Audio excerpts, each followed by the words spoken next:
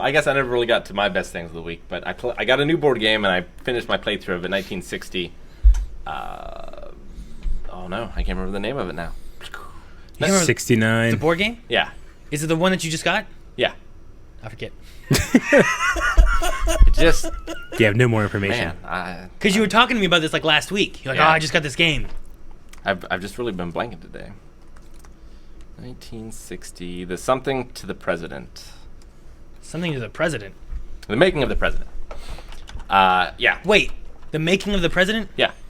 1960. Is this why you started watching like these Richard Nixon Yeah. whatever things? Yeah, yeah. So, So you were looking for a board game and you just found this and that was your rabbit hole? well, yeah. So what happens when it comes to a historical board game?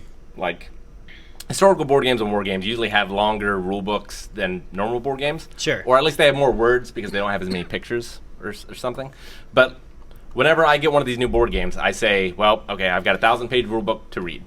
Because I read the rule book, but then I also read 1 or 2 books about the subject. And then I'll watch like documentaries and lectures and stuff too. Just try to like immerse myself in the world as or before I'm playing the game. And this is for historical ones. Yeah. Like you didn't do this for like the Camelot game or anything. No. Where you're like, okay, let me see the story. Now let me read on like King Arthur and all that. Yeah, so I put out there in Twitter like recommendations for books, and some people recommended like the real 1960, the real making of the president. But I decided to read because that book is basically a counterpoint to 1960, the making of the president, the book.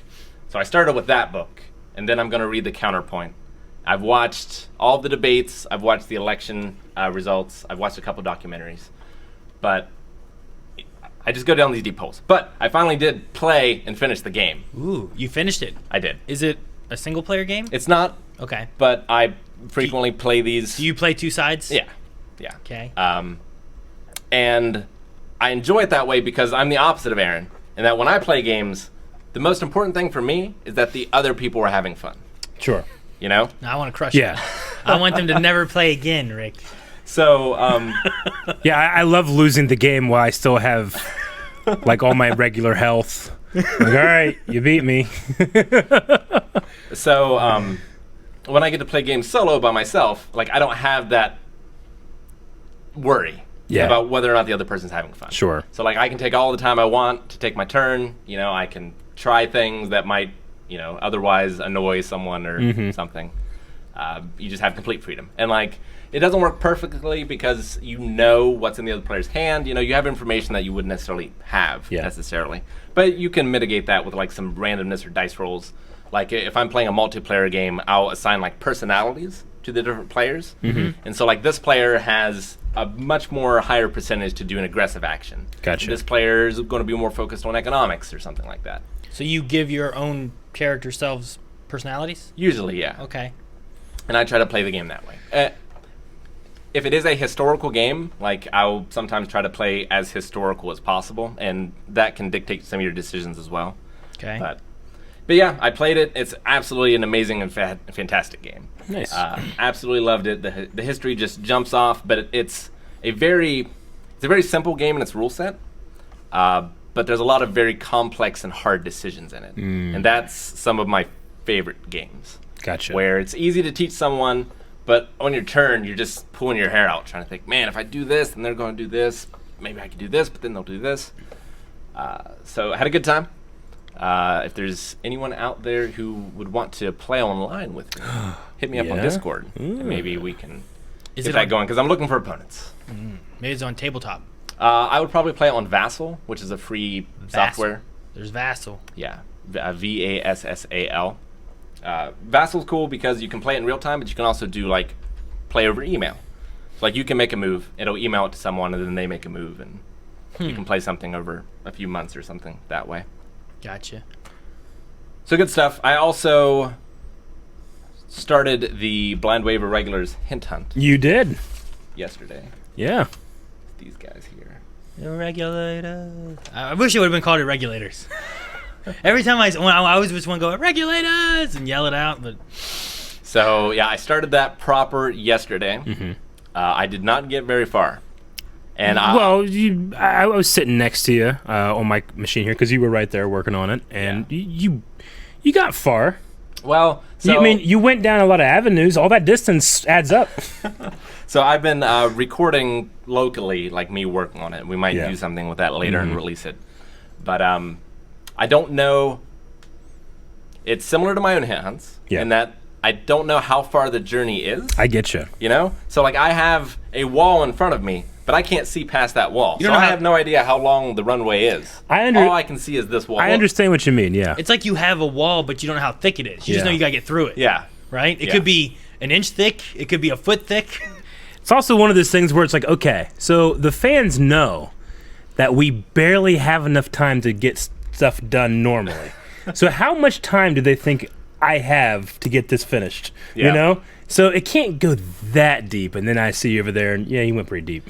Well, yeah, and like I read the riddle, and like I had an answer in my mind as to what I thought it was. Yeah. But like there's so many different avenues to that answer that I can input into the password thing. So like I don't know if I just haven't put in the right password or if I'm just on the wrong path completely. Yeah.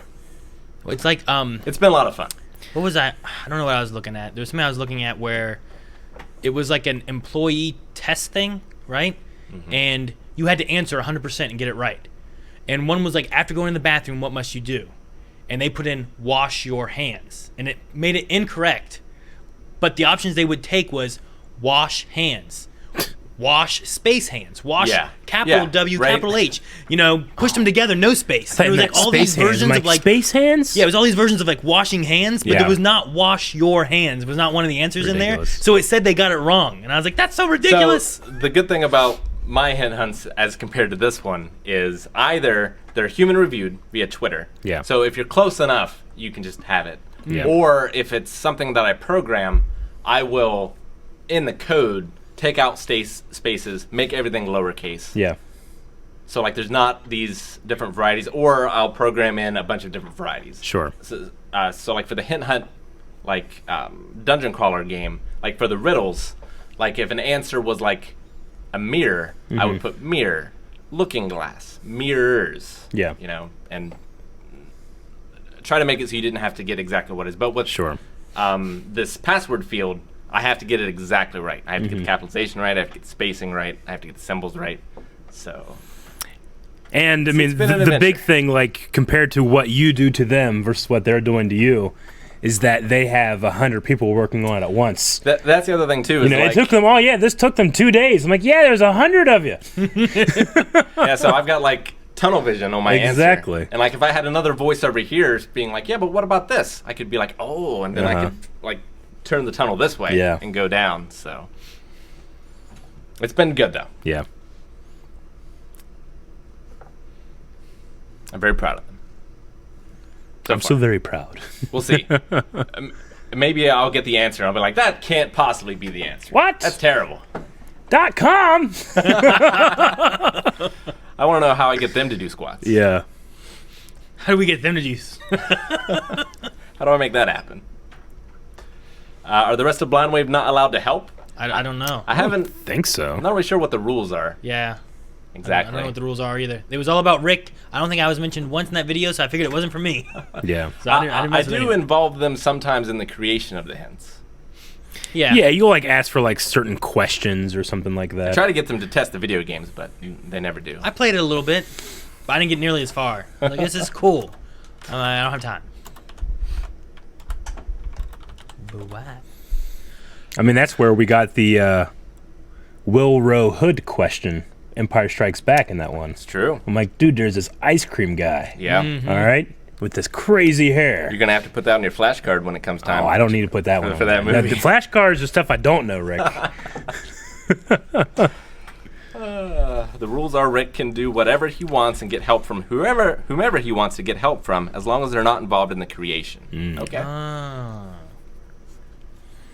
Now we can just have like a desk with all of us. We're just like drawing lines and connecting things, and we just turn a whole room into like a using the red thread. Yeah, we need some red. We need to get some red thread. That could be fun. Yeah, we might have to do that. Definitely. A murder board, yeah, kind of like a murder board. Dang it, Rick! I kept trying to look and find information on infection coming back. I'm like, where's this information? I might start playing again.